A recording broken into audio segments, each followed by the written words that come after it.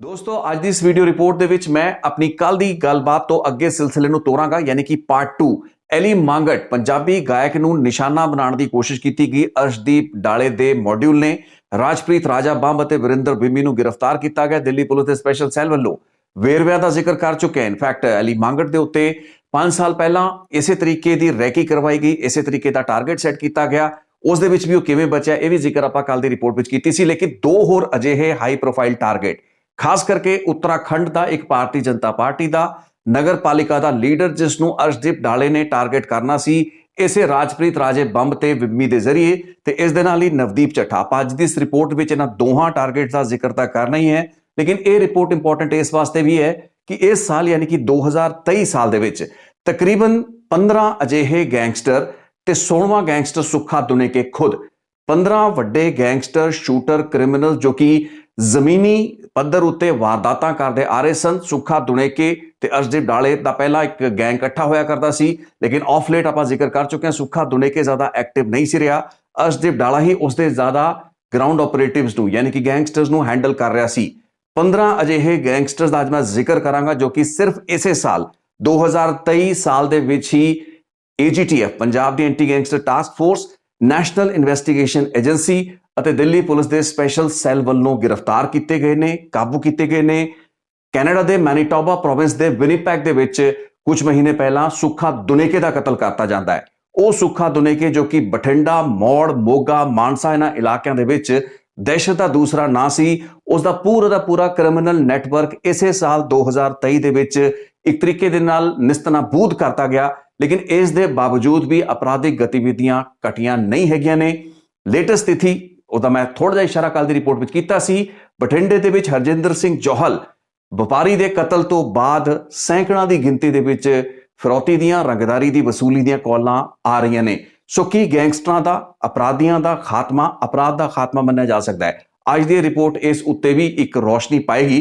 ਲੇਕਿਨ ਸਭ ਤੋਂ ਪਹਿਲਾਂ ਗੱਲ ਕਰ ਲੈਂਦੇ ਹਾਂ ਉਹਨਾਂ ਦੋ ਹੋਰ ਟਾਰਗੇਟਸ ਦੀ ਜੋ ਕਿ ਰਾਜੇ ਬੰਬ ਅਤੇ ਵਰਿੰਦਰ ਬਿੰਮੀ ਵੱਲੋਂ ਨਿਸ਼ਾਨੇ ਤੇ ਲਏ ਜਾਣੇ ਸਨ।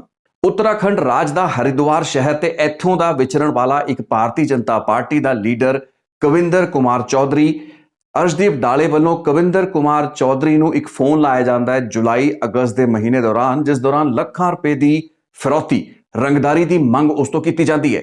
ਹੁਣ ਇੱਥੇ ਦੱਸ ਦਈਏ ਕਿ ਕਈ ਮਹੀਨੇ ਪਹਿਲਾਂ, ਇਨਫੈਕਟ 1 ਸਾਲ ਪਹਿਲਾਂ ਤੇ ਇਹਨਾਂ ਤਮਾਮ ਮਹੀਨਿਆਂ ਦੌਰਾਨ 2-3 ਰਿਪੋਰਟਾਂ ਮੇਰੀਆਂ ਬਣੀਆਂ ਨੇ ਜਿਸ ਵਿੱਚ ਕਿ ਉੱਤਰਾਖੰਡ ਦੇ ਮਾਈਨਿੰਗ ਕੰਟਰੈਕਟਰ ਮਹਿਲ ਸਿੰਘ ਜੋ ਕਿ ਭਾਰਤੀ ਜਨਤਾ ਪਾਰਟੀ ਦੇ ਨਾਲ ਜੁੜਿਆ ਹੋਇਆ ਇੱਕ ਰਸੂਖਦਾਰ ਲੀਡਰ ਸੀ, ਉਸ ਦਾ ਕਤਲ ਸੁੱਖਾ ਦੁਨੇਕੇ ਦੇ ਮੋਡਿਊਲ ਵੱਲੋਂ ਕਰਵਾਇਆ ਗਿਆ। ਯਾਨੀ ਕਿ ਸੁੱਖਾ ਦੁਨੇਕੇ ਅਤੇ ਅਰਸ਼ਦੀਪ ਡਾਲੇ ਨੇ ਬਾਅਦ ਦੇ ਵਿੱਚ ਜ਼ਿੰਮੇਵਾਰੀਆਂ ਲਈਆਂ। ਇਸੇ ਦੇ ਨਾਲ ਹੀ ਸ਼ੁਰੂਆਤ ਹੋਈ ਉੱਤਰਾਖੰਡ ਦੇ ਵਿੱਚ ਪੰਜਾਬ ਦੇ ਕ੍ਰਿਮੀਨਲਸ ਦੀ, ਪੰਜਾਬ ਦੇ ਗੈਂਗਸਟਰਾਂ ਦੀ, ਅਪਰਾਧਿਕ ਵਾਰਦਾਤਾਂ ਦੀ ਇੱਕ ਰਸਤਾ ਖੁੱਲ ਗਿਆ, ਇੱਕ ਗੇਟ ਖੁੱਲ ਗਿਆ। ਮਹਿਲ ਸਿੰਘ ਦਾ ਕੇਸ ਇੱਕ ਮਾਮਲਾ ਸੀ, ਲੇਕਿਨ ਇਸ ਤੋਂ ਬਾਅਦ ਉੱਤਰਾਖੰਡ ਦੇ ਕਈ ਵਪਾਰੀਆਂ ਨੂੰ, ਬਿਜ਼ਨਸਮੈਨ ਨੂੰ, ਧਨਾੜ ਲੋਕਾਂ ਨੂੰ ਲਗਾਤਾਰ ਰੰਗਦਾਰੀ ਦੀਆਂ ਕਾਲਾਂ ਅਰਸ਼ਦੀਪ ਡਾਲੇ ਵੱਲੋਂ ਕੀਤੀਆਂ ਜਾਣੀਆਂ ਸ਼ੁਰੂ ਹੋਈਆਂ। ਇਹ ਵੀ ਦੱਸ ਦਈਏ ਕਿ ਮਹਿਲ ਸਿੰਘ ਮਰਡਰ ਕੇਸ ਦੇ ਵਿੱਚ ਮਨਪ੍ਰੀਤ ਚੂਚੀ, ਸਾਧੂ ਅਤੇ ਜਗਸੀਰ ਨਾਂ ਦੇ 3 ਜਿਹੜੇ ਕ੍ਰਿਮੀਨਲ ਸੀ ਉਹਨਾਂ ਨੂੰ ਗ੍ਰਿਫਤਾਰ ਕੀਤਾ ਗਿਆ। ਇਹ ਆਪਰੇਸ਼ਨ ਪੰਜਾਬ ਦੇ AGTF, ਦਿੱਲੀ ਪੁਲਿਸ ਅਤੇ ਉੱਤਰਾਖੰਡ ਪੁਲਿਸ ਦੇ ਸਾਂਝੇ ਆਪਰੇਸ਼ਨ ਸਨ।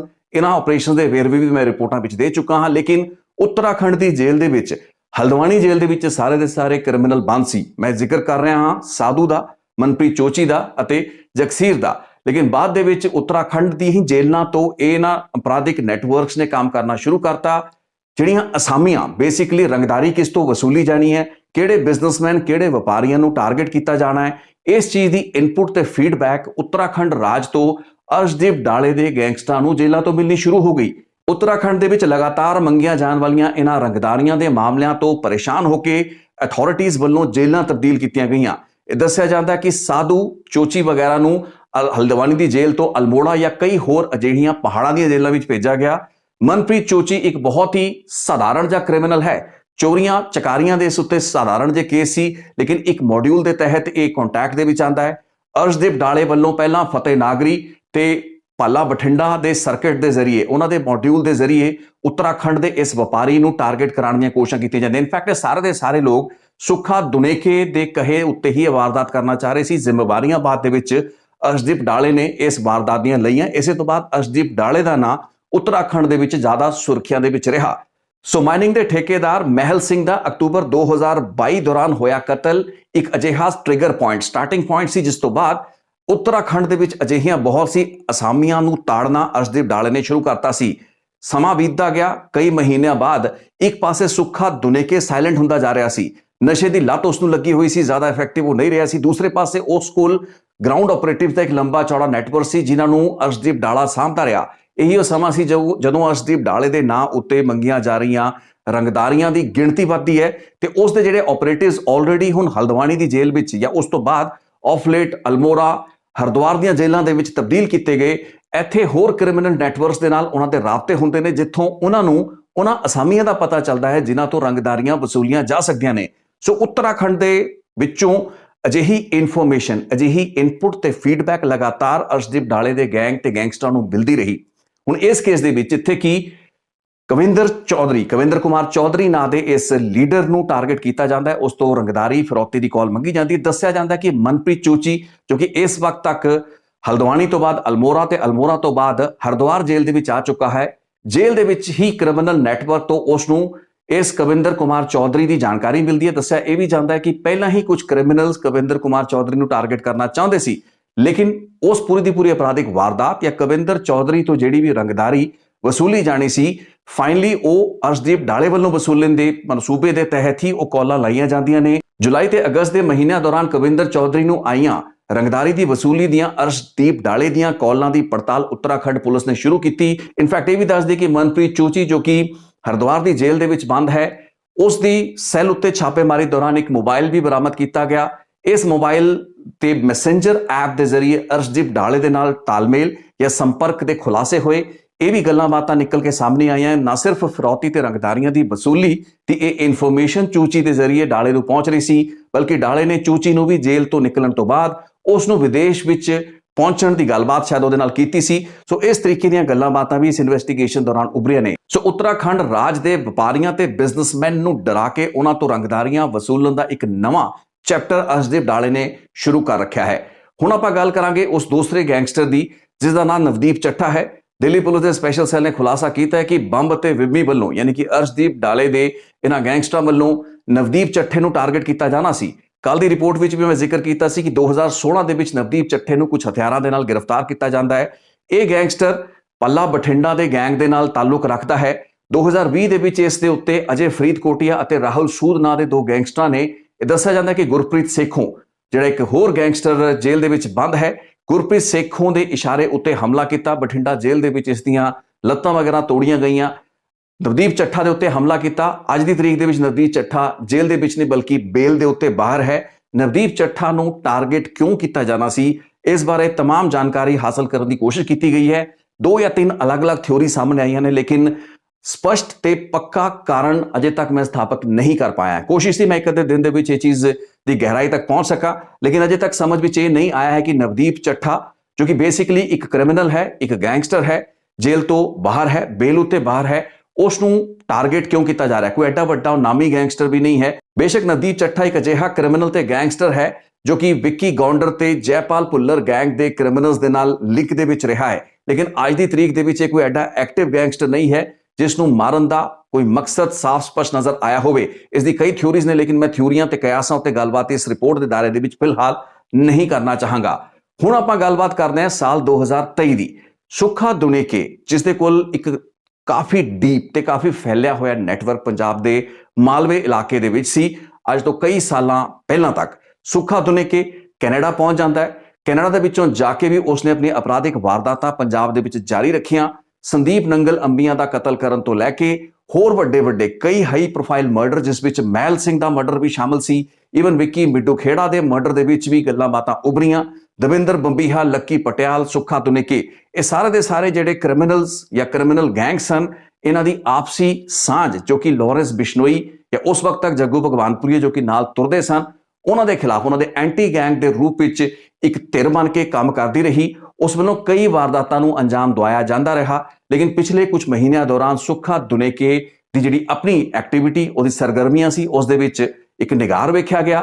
ਅਰਸ਼ਦੀਪ ਡਾਲੇ ਦੇ ਨਾਲ ਕੁਝ ਹੀ ਸਾਲ ਪਹਿਲਾਂ ਸੁੱਖਾ ਦੁਨੇਕੇ ਸੰਪਰਕ ਵਿੱਚ ਆਂਦਾ ਹੈ, ਲੇਕਿਨ ਆਫ ਲੇਟ ਹੁਣ ਦੱਸਿਆ ਜਾਂਦਾ ਕਿ ਇਹਨਾਂ ਦੋਹਾਂ ਦੇ ਵਿੱਚ ਆਪਸੀ ਜਿਹੜੇ ਰਿਸ਼ਤੇ ਉਹ ਵੀ ਕੋਈ ਐਡੇ ਸੁਖਾਵੇਂ ਨਹੀਂ ਰਹੇ ਸਨ। ਲੇਕਿਨ ਅਰਸ਼ਦੀਪ ਡਾਲੇ ਨੇ ਸੁੱਖੇ ਦੁਨੇਕੇ ਦਾ ਪੂਰਾ ਨੈਟਵਰਕ ਪਿਛਲੇ ਕਈ ਮਹੀਨਿਆਂ ਦੌਰਾਨ ਸਾਂਭਿਆ। ਉਸਦੇ ਆਪਣੇ ਆਪਰੇਟਿਵਸ ਨੂੰ ਸਮਝ ਆ ਚੁੱਕਾ ਸੀ ਕਿ ਬਤੌਰ ਇੱਕ ਲੀਡਰ ਸੁੱਖਾ ਦੁਨੇਕੇ ਉਹ ਐਕਟਿਵ ਨਹੀਂ ਰਿਹਾ। ਸੋ ਕੁਝ ਮਹੀਨੇ ਪਹਿਲਾਂ ਵਿਨੀਪੈਗ ਦੇ ਵਿੱਚ ਸੁੱਖੇ ਦੁਨੇਕੇ ਨੂੰ ਗੋਲੀਆਂ ਮਾਰਤੀਆਂ ਜਾਂਦੀਆਂ ਨੇ। ਲੇਕਿਨ ਜੇ ਆਪਾਂ ਸਾਲ 2023 ਦੀ ਗੱਲ ਕਰੀਏ, ਜ਼ਿਆਦਾਤਰ ਸੁੱਖੇ ਦੁਨੇਕੇ ਦੇ ਹੀ ਆਪਰੇਟਿਵਸ ਨੂੰ ਵਰਤ ਕੇ ਅਰਸ਼ਦੀਪ ਡਾਲੇ ਨੇ ਇੱਕ ਤੋਂ ਬਾਅਦ ਇੱਕ ਬੈਕ ਟੂ ਬੈਕ ਕਈ ਵੱਡੀਆਂ ਵਾਰਦਾਤਾਂ ਨੂੰ ਅੰਜਾਮ ਦਵਾਇਆ। ਪਿਛਲੇ 2.5-3-4 ਸਾਲਾਂ ਦਾ ਜੇ ਆਪਾਂ ਇੱਕ ਟਰੈਕ ਰਿਕਾਰਡ ਦੇਖੀਏ, ਤਕਰੀਬਨ 1.5 ਤੋਂ 2 ਦਰਜਨ ਕਤਲ ਦੀਆਂ ਹੱਤਿਆਵਾਂ ਦੀਆਂ ਵਾਰਦਾਤਾਂ ਨੇ ਜੋ ਕਿ ਪੰਜਾਬ ਦੇ ਵਿੱਚ ਅਰਸ਼ਦੀਪ ਡਾਲਾ ਕਰਵਾ ਚੁੱਕਾ ਹੈ। ਇਸੇ ਸਾਲ ਵਿੱਚ ਤਕਰੀਬਨ 4 ਮਰਡਰ ਉਸ ਵੱਲੋਂ ਕਰਵਾਏ ਜਾ ਚੁੱਕੇ ਨੇ। ਐਲੀ ਮੰਗਟ, ਕਵਿੰਦਰ ਚੌਧਰੀ ਅਤੇ ਨਵਦੀਪ ਚੱਠਾ ਉਸ ਦੇ ਭਾਵੀ ਟਾਰਗੇਟ ਸਨ ਤੇ ਅਜੇ ਵੀ ਉਸ ਦੀ ਹਿੱਟ ਲਿਸਟ ਦੇ ਉੱਤੇ ਰਹਿਣਗੇ। ਆਉਣ ਵਾਲੇ ਦਿਨਾਂ ਦੇ ਵਿੱਚ ਵੀ ਉਸ ਵੱਲੋਂ ਵਾਰਦਾਤਾਂ ਕਰਵਾਈਆਂ ਜਾ ਸਕਦੀਆਂ ਨੇ। ਇਸ ਸਾਲ 2023 ਦੇ ਵਿੱਚ ਕਿਤੇ ਵੀ ਅਰਸ਼ਦੀਪ ਡਾਲੇ ਦਾ ਅਪਰਾਧ ਦਾ ਗ੍ਰਾਫ ਜਿਹੜਾ ਸੀ ਉਹ ਹੇਠਾਂ ਨਹੀਂ ਗਿਆ। ਲਾਰੈਂਸ ਬਿਸ਼ਨੋਈ ਅਤੇ ਗੋਲਡੀ ਬਰਾੜ ਵੱਲੋਂ ਜਿਸ ਤਰੀਕੇ ਦੇ ਨਾਲ ਸਿਰਫ ਨਾਮਚੀਨ ਤੇ ਹਾਈ ਪ੍ਰੋਫਾਈਲ ਲੋਕਾਂ ਨੂੰ, ਬਿਜ਼ਨਸਮੈਨ, ਵਪਾਰੀਆਂ ਨੂੰ, ਪੰਜਾਬੀ ਗਾਇਕਾਂ ਨੂੰ ਰਡਾਰ ਦੇ ਉੱਤੇ, ਨਿਸ਼ਾਨੇ ਉੱਤੇ ਲਿਆ ਜਾਂਦਾ ਹੈ, ਉਹਨਾਂ ਤੋਂ ਰੰਗਦਾਰੀਆਂ ਦੀ ਵਸੂਲੀ ਕਰਨਾ, ਉਹਨਾਂ ਦੇ ਘਰਾਂ ਦੇ ਬਾਹਰ ਗੋਲੀਆਂ ਚਲਾ ਕੇ ਇਸ ਤਰੀਕੇ ਦਾ ਸਹਿਮ, ਡਰ ਦਾ ਮਾਹੌਲ ਪੈਦਾ ਕਰਨਾ ਤਾਂ ਕਿ ਰੰਗਦਾਰੀਆਂ ਵਸੂਲਣ ਦਾ ਉਹਨਾਂ ਦਾ ਜਿਹੜਾ ਸਿਸਟਮ ਹੈ, ਗੋਰਖ ਧੰਦਾ ਹੈ, ਉਹ ਬੰਦ ਨਾ ਹੋਵੇ। ਲੇਕਿਨ ਅਰਸ਼ਦੀਪ ਡਾਲਾ ਇੱਕ ਬਹੁਤ ਹੀ ਵੱਖਰੇ ਲੈਵਲ ਤੇ ਆਪਰੇਟ ਕਰਦਾ ਪਿਆ ਹੈ। ਇਸ ਸਾਲ ਦੇ ਵਿੱਚ ਆਪਾਂ ਪਹਿਲੀ ਰਿਪੋਰਟ ਦੇ ਵਿੱਚ ਜ਼ਿਕਰ ਕਰ ਚੁੱਕੇ ਹਾਂ, ਜਨਵਰੀ 2023 ਤੋਂ ਸਿਲਸਿਲਾ ਸ਼ੁਰੂ ਹੁੰਦਾ ਹੈ। ਕਤਲ ਅਤੇ ਹੱਤਿਆਵਾਂ ਦੀਆਂ ਵਾਰਦਾਤਾਂ ਦਾ ਸਿਲਸਿਲਾ ਜਿਹੜਾ ਹੈ ਉਸ ਨੂੰ ਅਰਸ਼ਦੀਪ ਡਾਲੇ ਨੇ ਰੁਕਣ ਨਹੀਂ ਦਿੱਤਾ। ਬੇਸ਼ੱਕ ਸਾਲ 2023 ਦੇ ਵਿੱਚ ਉਸ ਦੇ 15 ਗੈਂਗਸਟਰ, 15 ਅਜਿਹੇ ਆਪਰੇਟਿਵਸ ਗ੍ਰਿਫਤਾਰ ਹੋਏ। ਮੈਂ 15 ਮੋਟਾ ਜ਼ਿਕਰ ਕਰ ਰਿਹਾ, ਇਸ ਦੇ ਨਾਲ ਗ੍ਰਿਫਤਾਰੀਆਂ ਹੋਰ ਵੀ ਹੋਈਆਂ, ਲੇਕਿਨ ਮੈਂ ਉਹਨਾਂ 15 ਲੋਕਾਂ ਦੀ ਗੱਲ ਕਰਦਾ ਪਿਆ ਜੋ ਕਿ ਕਈ high profile killings including Sandeep Nangal ਅੰਬੀਆਂ, ਮੈਲ ਸਿੰਘ ਜਿਹੜਾ ਮਾਰਿਆ ਗਿਆ, ਉਸ ਤੋਂ ਇਲਾਵਾ ਜਿਹੜਾ ਹਰਜਿੰਦਰ ਜੋਹਲ ਵਪਾਰੀ ਮਾਰਿਆ ਗਿਆ। ਇਹਨਾਂ ਸਾਰੀਆਂ ਵਾਰਦਾਤਾਂ ਦੇ ਵਿੱਚ ਜਿਹੜੇ ਮੇਨ ਸ਼ੂਟਰ ਇਨਵੋਲਵ ਸਨ, ਸਾਰੇ ਦੇ ਸਾਰੇ ਕਾਬੂ ਕਰ ਲਏ ਗਏ। ਸੋ ਮਚ ਸੋ ਕਿ ਅਰਸ਼ਦੀਪ ਡਾਲੇ ਦੇ ਫਿਲੀਪਾਈਨਸ ਦੇ ਮੋਡਿਊਲ ਮਨਪ੍ਰੀਤ ਪੀਤਾ, ਅਮਰੀਕ, ਅਮਰਿੰਦਰ ਐਮੀ ਅਤੇ ਮਨਵੀਰ, ਇਹ ਜਿਹੜਾ ਪੂਰਾ ਦਾ ਪੂਰਾ ਇੱਕ ਮੋਡਿਊਲ ਕੰਮ ਕਰਦਾ ਸੀ, ਫਿਲੀਪਾਈਨਸ ਤੋਂ ਬੈਠ ਕੇ ਸਬ ਗਰੁੱਪ ਚਲਾ ਰਿਹਾ ਸੀ, ਅਰਸ਼ ਡਾਲੇ ਲਈ ਕੰਮ ਕਰਦਾ ਪਿਆ ਸੀ। ਇਸ ਨੂੰ ਵੀ ਡਿਪੋਰਟ ਕਰਕੇ ਫੜ ਕੇ NIA ਭਾਰਤ ਲੈ ਆਂਦੀ ਹੈ। 1.5 ਦਰਜਨ ਦੇ ਆਸ-ਪਾਸ ਗੁਰਗਿਆਂ ਦੀ ਗ੍ਰਿਫਤਾਰੀ ਤੇ ਜਿਹੜਾ ਗਰੁੱਪ ਦਾ ਹੈੱਡ ਸੀ ਸੁੱਖਾ ਦੁਨੇਕੇ, ਉਸ ਦਾ ਵਿਨੀਪੈਗ ਦੇ ਵਿੱਚ ਕਤਲ ਹੋ ਜਾਂਦਾ ਹੈ। ਬੈਕ ਟੂ ਬੈਕ ਲੱਗ ਰਹੇ ਇਹਨਾਂ ਸੈਟਬੈਕਸ ਦੇ ਬਾਵਜੂਦ ਵੀ ਅਰਸ਼ਦੀਪ ਡਾਲੇ ਦੀ ਅਪਰਾਧਿਕ ਗਤੀਵਿਧੀਆਂ ਦੇ ਗ੍ਰਾਫ ਨੂੰ ਹੇਠਾਂ ਨਹੀਂ ਕੀਤਾ ਜਾ ਸਕਿਆ ਹੈ। ਹੁਣ ਮੈਂ ਤੁਹਾਨੂੰ ਉਹਨਾਂ 15 ਗੈਂਗਸਟਰਾਂ ਦੇ ਨਾਂ ਪੜ੍ਹ ਕੇ ਸੁਣਾਵਾਂਗਾ। ਸਿਰਫ ਮੈਂ ਸਾਲ 2023 ਦੀ ਗੱਲ ਕਰਾਂਗਾ। ਇਸੇ ਸਾਲ ਕਿੱਡੇ ਵੱਡੇ ਝਟਕੇ ਲੱਗੇ ਨੇ। ਸੁੱਖਾ ਦੁਨੇਕੇ ਦਾ ਪੂਰਾ ਗੈਂਗ ਤੇ ਉਸਦੇ ਗਰਾਊਂਡ ਆਪਰੇਟਿਵ ਵਾਈਪ ਆਊਟ ਹੋ ਚੁੱਕੇ ਨੇ। ਇਹ ਸਾਰੇ ਦੇ ਸਾਰੇ ਆਪਰੇਟਿਵ ਅਰਸ਼ਦੀਪ ਡਾਲੇ ਲਈ ਕੰਮ ਕਰਦੇ ਸੀ। ਕੁਝ ਇਹਨਾਂ ਚੋਂ ਅਜਿਹੇ ਗੈਂਗਸਟਰ ਵੀ ਨੇ ਜੋ ਕਿ ਅਰਸ਼ਦੀਪ ਡਾਲੇ ਦੇ ਆਪਣੇ ਗੈਂਗਸਟਰਸ ਨੇ, ਲੇਕਿਨ ਐਸੈਂਸ਼ੀਅਲੀ ਸੁੱਖੇ ਦੁਨੇਕੇ ਦੇ ਲੋਕਾਂ ਨੂੰ ਅਰਸ਼ਦੀਪ ਡਾਲਾ ਹੈਂਡਲ ਕਰਦਾ ਹੈ 2023 ਤੇ 2023 ਦੇ ਵਿੱਚ ਸੁੱਖਾ ਦੁਨੇਕੇ ਦਾ ਪੂਰਾ ਜਿਹੜਾ ਅਪਰਾਧਿਕ ਨੈਟਵਰਕ ਸੀ ਉਹ ਪੁਲਿਸ ਦੇ ਜਾਂ ਤਾਂ ਕਾਬੂ ਆ ਚੁੱਕਿਆ ਜਾਂ ਫਿਰ ਸੁੱਖਾ ਦੁਨੇਕੇ ਖੁਦ ਹੀ ਨਿਸ਼ਾਨਾ ਬਣ ਚੁੱਕਿਆ ਵਿਰੋਧੀ ਗੈਂਗਸ ਦਾ। ਸੋ ਰਾਜਪ੍ਰੀਤ ਉਰਫ ਰਾਜਾ ਬੰਬ ਤੇ ਵਿਰਿੰਦਰ ਬਿੰਬੀ ਦੀ ਗ੍ਰਿਫਤਾਰੀ ਤੋਂ ਪਹਿਲਾਂ ਹਰਜਿੰਦਰ ਜੋਹਲ, ਬਠਿੰਡਾ ਦੇ ਜਿਹੜੇ ਵਪਾਰੀ ਦੇ ਕਤਲ ਕੇਸ ਦੇ ਵਿੱਚ ਪਰਮਜੀਤ ਪੰਮਾ ਹੋਵੇ, ਲਵਜੀਤ ਸਿੰਘ ਹੋਵੇ, ਇਹਨਾਂ ਨੂੰ ਕਾਬੂ ਕਰ ਲਿਆ ਗਿਆ, ਗ੍ਰਿਫਤਾਰ ਕਰ ਲਿਆ ਗਿਆ। ਉਸ ਤੋਂ ਪਹਿਲਾਂ ਆਪਾਂ ਗੱਲ ਕਰੀਏ ਗੁਰਿੰਦਰ ਠੇਠਰ ਦੀ ਤੇ ਉਸ ਦੇ ਨਾਲ ਕ੍ਰਿਸ਼ਨ ਸਿੰਘ, ਗੁਰਿੰਦਰ ਠੇਠਰ ਤੇ ਕ੍ਰਿਸ਼ਨਾ, ਜਿਨ੍ਹਾਂ ਨੂੰ ਆੜਤੀਏ ਦੀ ਹੱਤਿਆ, ਹੋਰ ਕਈ ਹੱਤਿਆਵਾਂ ਦੇ ਵਿੱਚ, ਜਿਸ ਦੇ ਵਿੱਚ ਬਲਜਿੰਦਰ ਸਿੰਘ ਬੱਲੀ ਯਾਨੀ ਕਿ ਪਿੰਡ ਡਾਲੇ ਦਾ ਹੀ ਸਰਪੰਚ ਜਿਸ ਨੂੰ ਕਤਲ ਕਰਵਾਇਆ ਗਿਆ ਅਰਸ਼ਦੀਪ ਡਾਲੇ ਵੱਲੋਂ, ਇੱਕ ਸੋਸ਼ਲ ਮੀਡੀਆ ਪੋਸਟ ਉੱਤੇ ਡਾਲੇ ਨੇ ਜ਼ਿੰਮੇਵਾਰੀ ਲਈ। ਡਾਲੇ ਨੂੰ ਅਪਰਾਧ ਦੇ ਰਸਤੇ ਉੱਤੇ ਤੋਰਨ ਵਾਲੇ ਵਿਅਕਤੀ ਵਜੋਂ ਪਛਾਣ ਕਰਦਿਆਂ ਹੋਇਆ ਬੱਲੀ ਦੇ ਮਰਡਰ ਨੂੰ ਜਸਟੀਫਾਈ ਕਰਨ ਦੀ ਕੋਸ਼ਿਸ਼ ਅਰਸ਼ਦੀਪ ਡਾਲੇ ਨੇ ਕਰਵਾਈ। ਸੋ ਇਸ ਤਰੀਕੇ ਦੇ ਕਤਲ ਦੀਆਂ ਵੱਡੀਆਂ ਵਾਰਦਾਤਾਂ ਦੇ ਵਿੱਚ ਇਨਵੋਲਵ ਗੁਰਿੰਦਰ ਠੇਠਰ ਵਰਗੇ, ਕ੍ਰਿਸ਼ਨ ਸਿੰਘ ਵਰਗੇ ਲੋਕਾਂ ਨੂੰ ਗ੍ਰਿਫਤਾਰ ਕਰ ਲਿਆ ਜਾਂਦਾ ਹੈ। ਦਿੱਲੀ ਪੁਲਿਸ ਦਾ ਸਪੈਸ਼ਲ ਸੈੱਲ ਇਹਨਾਂ ਨੂੰ ਗ੍ਰਿਫਤਾਰ ਕਰਦਾ ਹੈ। ਗੁਰਿੰਦਰ ਅਤੇ ਕ੍ਰਿਸ਼ਨਾ ਦੀ ਗ੍ਰਿਫਤਾਰੀ ਤੋਂ ਕੁਝ ਹਫ਼ਤੇ ਪਹਿਲਾਂ ਹੀ ਦਿੱਲੀ ਪੁਲਿਸ ਦੇ ਸਪੈਸ਼ਲ ਸੈੱਲ ਨੇ ਕਾਬੂ ਕੀਤੇ ਉਹ ਗੈਂਗਸਟਰ ਤੇ ਉਹ ਖਤਰਨਾਕ ਸ਼ੂਟਰ ਜੋ ਕਿ ਸੰਦੀਪ ਨੰਗਲ ਅੰਬੀਆਂ ਦੇ ਕਾਤਲ ਸਨ। ਤਕਰੀਬਨ 1 ਮਹੀਨੇ ਚੱਲਿਆ ਆਪਰੇਸ਼ਨ।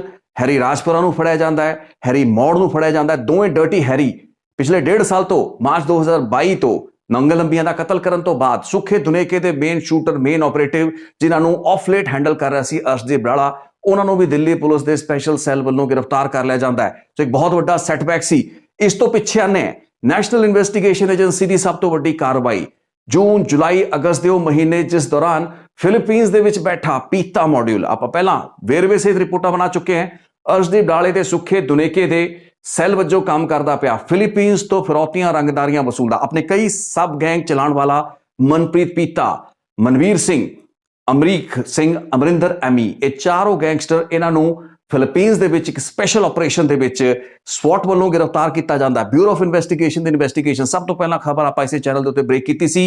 ਇਸ ਤੋਂ ਕਈ ਮਹੀਨਿਆਂ ਦੀ ਚਾਰਾਜ਼ੋਈ ਤੋਂ ਬਾਅਦ NIA ਨੇ ਚਾਰੋਂ ਦੇ ਚਾਰੋਂ ਕ੍ਰਿਮੀਨਲਸ ਨੂੰ, ਗੈਂਗਸਟਰ ਨੂੰ ਡਿਪੋਰਟ ਕਰਵਾਇਆ ਤੇ ਫਾਈਨਲੀ ਭਾਰਤ ਦੇ ਵਿੱਚ ਜੇਲ੍ਹਾਂ ਦੇ ਵਿੱਚ ਲਿਆ ਕੇ ਇਹਨਾਂ ਨੂੰ ਬੰਦ ਕੀਤਾ। ਇਹਨਾਂ ਦੇ ਖਿਲਾਫ ਚਲਾਨ ਤੇ ਚਾਰਜ ਸ਼ੀਟਾਂ ਵੀ ਅਦਾਲਤਾਂ ਦੇ ਵਿੱਚ ਪੇਸ਼ ਕੀਤੀਆਂ ਜਾ ਚੁੱਕੀਆਂ ਨੇ। ਸੋ ਬੈਕ ਟੂ ਬੈਕ ਤੁਸੀਂ ਗਿਣਤੀ ਕਰੋ ਅਰਸ਼ਦੀਪ ਡਾਲੇ ਵੱਲੋਂ ਆਪਰੇਟ ਤੇ ਹੈਂਡਲ ਕੀਤੇ ਜਾਣ ਵਾਲੇ ਸੁੱਖੇ ਦੁਨੇਕੇ ਦੇ ਤੇ ਇਵਨ ਆਪਣੇ ਉਸ ਦੇ ਓਰੀਜਨਲ ਗੈਂਗਸਟਰ ਜਿਵੇਂ ਕਿ ਮਨਪ੍ਰੀਤ ਪੀਤਾ ਤੇ ਕੁਝ ਹੋਰ ਲੋਕ, ਇਹਨਾਂ ਦੀ ਗ੍ਰਿਫਤਾਰੀਆਂ ਕੁਝ ਹੀ ਮਹੀਨਿਆਂ ਦੇ ਅੰਤਰਾਲ ਦੇ ਵਿੱਚ ਕਿੰਨੀ ਵੱਡੀ ਗਿਣਤੀ ਦੇ ਵਿੱਚ ਹੋਈਆਂ। ਥੋੜਾ ਜਿਹਾ ਪਿੱਛੇ ਜਾਣੇ ਹੈ, ਅਭਿਨਵ ਤੇ ਤੇਜਵੀਰ ਨਾਂ ਦੇ ਉਹੀ ਦੋ ਗੈਂਗਸਟਰ ਜੋ ਕਿ ਰਾਜਪ੍ਰੀਤ ਰਾਜੇ ਬੰਬ ਦੇ ਨਾਲ ਬਾਰਦਕੇ ਦੇ ਪਿੰਡ ਦੀ ਉਹ ਜਿਹੜੀ ਵਾਰਦਾਤ ਜਿਸ ਵਿੱਚ ਪਰਮਜੀਤ ਸਿੰਘ ਨੂੰ ਕਤਲ ਕੀਤਾ ਜਾਂਦਾ ਉਸ ਵਿੱਚ ਸ਼ਾਮਲ ਸਨ, ਉਹਨਾਂ ਨੂੰ ਵੀ ਕਾਬੂ ਕਰ ਲਿਆ ਗਿਆ। ਸੋ ਇਸ ਕ੍ਰਿਮੀਨਲ ਸਿੰਡੀਕੇਟ ਦੀਆਂ 2023 ਦੀਆਂ ਇਹਨਾਂ ਵੱਡੀਆਂ ਕੈਚੇਸ ਦਾ ਜ਼ਿਕਰ, ਇਹਨਾਂ ਦੀ ਗਿਣਤੀ ਉਲਟੀ ਨਹੀਂ ਬਲਕਿ ਸਿੱਧੀ ਗਿਣਤੀ ਇੱਕ ਵਾਰ ਦੁਬਾਰਾ ਕਰ ਲੈਂਦੇ ਆ।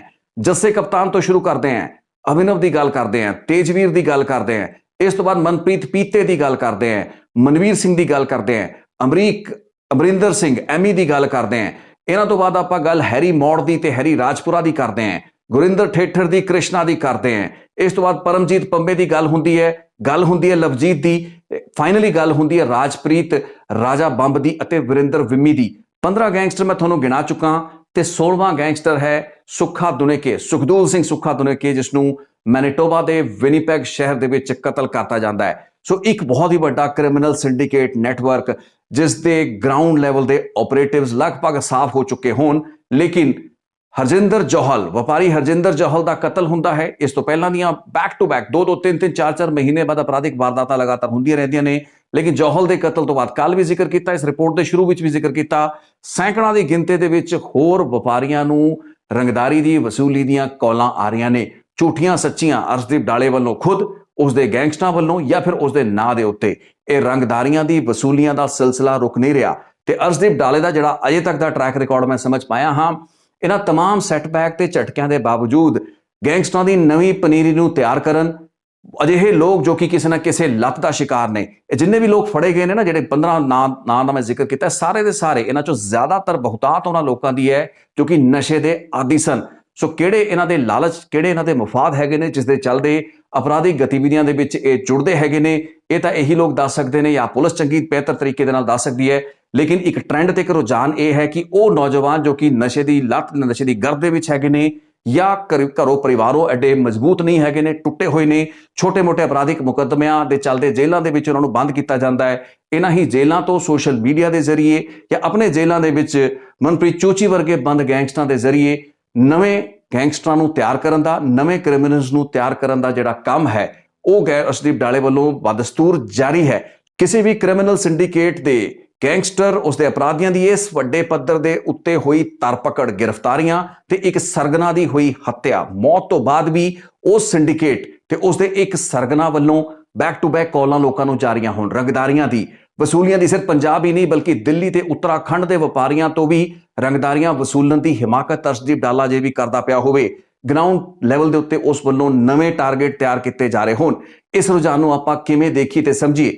ਇੱਕ ਹੀ ਮੋਟੀ ਗੱਲ ਸਮਝ ਵਿੱਚ ਆਉਂਦੀ ਹੈ ਕਿ ਐਂਟੀ ਗੈਂਗਸਟਰ ਟਾਸਕ ਫੋਰਸ ਹੋਵੇ, ਸਪੈਸ਼ਲ ਸੈੱਲ ਹੋਵੇ, NIA ਹੋਵੇ, ਸਿਰਫ ਕ੍ਰਿਮੀਨਲਸ ਤੇ ਗੈਂਗਸਟਰ ਨੂੰ, ਵੱਡੇ ਸਰਗਨਾਵਾਂ ਨੂੰ ਕਾਬੂ ਕਰਕੇ ਵੀ ਤੁਸੀਂ ਇਹਨਾਂ ਅਪਰਾਧਿਕ ਵਾਰਦਾਤਾਂ ਤੇ ਰੋਕ ਲਾ ਲਓਗੇ, ਇਸ ਚੀਜ਼ ਦੀ ਕੋਈ ਗਾਰੰਟੀ ਨਹੀਂ ਲਈ ਤੇ ਦਈ ਜਾ ਸਕਦੀ। ਇੱਕ ਵੱਡਾ ਕਾਰਨ ਹੈ ਕਿ ਜ਼ਮੀਨੀ ਪੱਧਰ ਉੱਤੇ ਅਜਿਹੇ ਹਾਲਾਤ ਮੌਜੂਦ ਨੇ, ਨੌਜਵਾਨ ਨਸ਼ਿਆਂ ਦੇ ਵਿੱਚ ਖੁਬੇ ਹੋਏ ਨੇ, ਉਹਨਾਂ ਕੋਲ ਰੋਜ਼ਗਾਰ ਨਹੀਂ, ਭਵਿੱਖ ਦੀ ਕੋਈ ਆਸ ਨਹੀਂ, ਜੇਲ੍ਹਾਂ ਦੇ ਵਿੱਚ ਜੋ ਮਾਹੌਲ ਹੈ ਉਹ ਸਾਨੂੰ ਸਭ ਨੂੰ ਪਤਾ ਹੈ। ਸੋ ਜ਼ਮੀਨੀ ਜਿਹੜੇ ਹਾਲਾਤ ਨੇ ਉਹ ਮੈਚ ਨਹੀਂ ਕਰਦੇ, ਉਹ ਕੋਰਸਪੌਂਡ ਨਹੀਂ ਕਰਦੇ, ਆਪਸ ਦੇ ਵਿੱਚ ਤਾਲਮੇਲ ਨਹੀਂ ਰਲਦਾ, ਆਪਸ ਦੇ ਵਿੱਚ ਸਿਨਰਜੀ ਨਹੀਂ ਬੈਠਦੀ। ਸਾਡੀ ਸੁਰੱਖਿਆ ਏਜੰਸੀਆਂ ਵੱਲੋਂ ਉਸ ਧਰਪਕੜ ਤੇ ਉਹ ਦਬਿਸ਼ ਜੋ ਕਿ ਇਹਨਾਂ ਗੈਂਗਸਟਰਾਂ ਖਿਲਾਫ ਕੀਤੀ ਜਾਂਦੀ ਹੈ, ਇਹਨਾਂ ਨੂੰ ਬਹੁਤ ਹੀ ਮਿਹਨਤ ਮੁਸ਼ੱਕਤ ਤੋਂ ਬਾਅਦ ਕਾਬੂ ਕੀਤਾ, ਫੜਿਆ, ਜੇਲ੍ਹਾਂ ਦੇ ਵਿੱਚ ਭੇਜਿਆ ਜਾਂਦਾ ਹੈ। ਲੇਕਿਨ ਜੇਲ੍ਹਾਂ ਦੇ ਵਿੱਚ ਮੋਬਾਈਲ ਵੀ ਚੱਲਦੇ ਨੇ, ਜੇਲ੍ਹਾਂ ਦੇ ਵਿੱਚ ਮੈਸੇਂਜਰ ਤੋਂ ਚੈਟਾਂ ਵੀ ਚੱਲਦੀਆਂ ਨੇ, ਜੇਲ੍ਹਾਂ ਵਿੱਚ ਬੈਠ ਕੇ ਇੰਟਰਵਿਊਆਂ ਵੀ ਦਿੱਤੀਆਂ ਜਾਂਦੀਆਂ ਨੇ, ਜੇਲ੍ਹਾਂ ਤੋਂ ਹੀ ਬੈਠ ਕੇ ਉਹੀ ਕਾਰੋਬਾਰ ਜੋ ਕਿ ਲੋਕ ਬਾਹਰ ਬੈਠ ਕੇ ਵੀ ਕਰ ਸਕਦੇ ਨੇ ਉਹ ਜੇਲ੍ਹਾਂ ਤੋਂ ਬੈਠ ਕੇ ਕਰਦੇ ਨੇ। ਇਹਨਾਂ ਨੂੰ ਰਸਦ ਦੇਣ ਵਾਲੇ, ਇਹਨਾਂ ਨੂੰ ਹਰ ਲੌਜੀਕਲ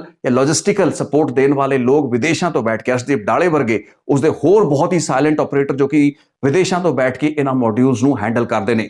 ਸੋ ਅੱਜ ਦੀ ਰਿਪੋਰਟ ਦਾ ਇੱਕ ਵੱਡਾ ਜਿਹੜਾ ਤੱਥ ਤੇ ਨਿਚੋੜ ਇਹੀ ਨਿਕਲਦਾ ਹੈ ਕਿ ਸਿਰਫ ਅਪਰਾਧੀਆਂ ਤੇ ਗੈਂਗਸਟਰਾਂ, ਕ੍ਰਿਮੀਨਲਸ ਦੀ ਧਰਪਕੜ ਤੇ ਉਹਨਾਂ ਦੀ ਗ੍ਰਿਫਤਾਰੀਆਂ ਦੇ ਨਾਲ ਅਪਰਾਧ ਖਤਮ ਹੋਣ ਵਾਲਾ ਨਹੀਂ। ਸਤਹੀ ਪੱਧਰ ਦੇ ਉੱਤੇ ਹਾਲਾਤਾਂ ਦੇ ਵਿੱਚ ਹੋਰ ਸੁਧਾਰ ਕਰਨੇ ਪੈਣਗੇ। ਤੁਹਾਨੂੰ ਆਪਣੀ ਜੇਲ੍ਹਾਂ ਦੀ ਵਿਵਸਥਾ ਤੋਂ ਲੈ ਕੇ ਬੇਰੁਜ਼ਗਾਰੀ ਦਾ ਹੱਲ ਲੱਭਣਾ ਪਏਗਾ। ਜਿਹੜੇ ਨੌਜਵਾਨ ਨਸ਼ੇ ਦੀ ਆਦਤ ਦੇ ਵਿੱਚ, ਨਸ਼ੇ ਦੀ ਲੱਤ ਦਾ ਸ਼ਿਕਾਰ ਹੋਏ ਨੇ, ਉਹਨਾਂ ਨੂੰ ਕਿਤੇ ਨਾ ਕਿਤੇ ਉਸ ਤੋਂ ਕੱਢਣਾ ਪਏਗਾ, ਕਿਉਂਕਿ ਥੋੜਾ ਬਹੁਤ ਨਸ਼ਾ ਲੈ ਕੇ ਵੀ ਬਹੁਤ ਹੀ ਸੰਗੀਨ ਅਪਰਾਧ ਕਰਦੇ ਨੇ। ਕੋਈ ਇੱਕ ਵੱਖਰੀ ਰਿਪੋਰਟ ਬਣਾਵਾਂਗੇ। ਮਨਪ੍ਰੀਤ ਚੋਚੀ ਦੇ ਉੱਤੇ ਵੀ ਇੱਕ ਰਿਪੋਰਟ ਬਣੇਗੀ। ਇੱਕ ਸਾਧਾਰਨ ਚੋਰੀ ਚਕਾਰੀ ਦੇ ਕੇਸ ਦੇ ਵਿੱਚ ਇੱਕ ਵਾਂਟਡ ਕ੍ਰਿਮੀਨਲ ਇਸ ਵਕਤ ਇੱਕ ਵੱਡਾ ਸੂਤਰਧਾਰ ਬਣ ਚੁੱਕਾ ਹੈ, ਜੋ ਕਿ ਉੱਤਰਾਖੰਡ ਦੀ ਜੇਲ੍ਹਾਂ ਦੇ ਵਿੱਚ ਬੈਠ ਕੇ ਵੀ ਉੱਥੇ ਅਸਾਮੀਆਂ ਤਾੜਦਾ ਪਿਆ ਹੈ ਅਰਸ਼ਦੀਪ ਡਾਲੇ ਲਈ। ਇਹ ਸਾਰੀਆਂ ਬਹੁਤ ਹੀ ਦਿਲਚਸਪ ਜਾਣਕਾਰੀਆਂ ਨੇ ਜੋ ਕਿ ਇਸ ਰਿਪੋਰਟ ਦੇ ਦਾਇਰੇ ਦੇ ਵਿੱਚ ਮੈਂ ਨਹੀਂ ਸੀ ਸ਼ੇਅਰ ਕਰ ਸਕਦਾ। ਸੋ ਇੱਕ ਅਗਲੀ ਰਿਪੋਰਟ ਜ਼ਰੂਰ ਬਣਾਵਾਂਗੇ ਕਦੇ ਨਾ ਕਦੇ ਜਦੋਂ ਸਬਬ ਖੜਾ ਹੋਏਗਾ। ਅੱਜ ਦੀ ਇਸ ਰਿਪੋਰਟ ਯਾਨੀ ਕਿ ਪਾਰਟ 2 ਅਲੀ ਮੰਗਟ ਤੋਂ ਲੈ ਕੇ ਉਹ तमाम ਵੱਡੇ ਟਾਰਗੇਟਸ ਜੋ ਕਿ ਅਰਸ਼ਦੀਪ ਡਾਲੇ ਦੇ ਰਡਾਰ ਦੇ ਉੱਤੇ ਸਨ, ਇਸ ਰਿਪੋਰਟ ਨੂੰ ਮੈਂ ਇੱਥੇ ਦਿੰਦਾ ਵਿਰਾਮ। ਬਹੁਤ ਬਹੁਤ ਸ਼ੁਕਰੀਆ, ਧੰਨਵਾਦ ਇਸ ਰਿਪੋਰਟ ਨੂੰ ਵੇਖਣ ਲਈ।